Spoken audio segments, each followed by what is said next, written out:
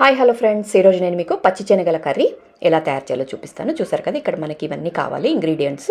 ఇవన్నీ రెడీగా పెట్టుకొని మనకి కర్రీ స్టార్ట్ చేద్దాం. ఫస్ట్ కుక్కర్ పెట్టుకొని స్టవ్ మీద అందులో కొద్దిగా ఆయిల్ వేసుకొని, ఆయిల్ వేడైన తర్వాత ఇలా సన్నగా కట్ చేసుకుని ఆనియన్స్ వేసుకొని, ఆనియన్స్ మంచిగా ఎర్రగా ఫ్రై అయిన తర్వాత అందులో కొన్ని అల్లం ముక్కలు, పసుపు వేసుకొని, ఇలా పచ్చి శనగలు, ఆలు కూడా వేసుకొని, కొద్దిగా ఉప్పు వేసుకొని 1 నిమిషం పాటు ఫ్రై అయిన తర్వాత టమాటా కూడా వేసుకోవాలి. టమాటా కూడా వేసుకున్న తర్వాత కారం కూడా వేసుకొని, మీకు స్పైస్ ఎంత అయితే అవసరమో స్పైసీ కారం కూడా వేసుకొని 1 నిమిషం పాటు నూనెలో మగ్గించుకున్న తర్వాత కొన్ని నీళ్లు పోసుకొని, మీకు ఈ గ్రేవీ ఎంతైతే కావాలో అన్ని నీళ్లు పోసుకొని కుక్కర్ మూత పెట్టుకొని ఒక 2 విజిల్లు పెట్టుకుందాము. 2 విజిల్లకి మంచిగా ఉడికిపోతుంది మనకి.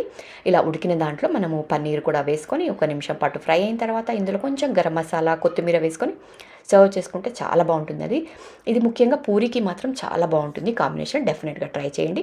మరిన్ని వీడియోస్ కోసం మీరు నా ఛానల్ని సబ్స్క్రైబ్ చేసుకోండి. కింద నేను లింక్ ఇస్తాను, ఈ కంప్లీట్ వీడియో కూడా చూసేయండి.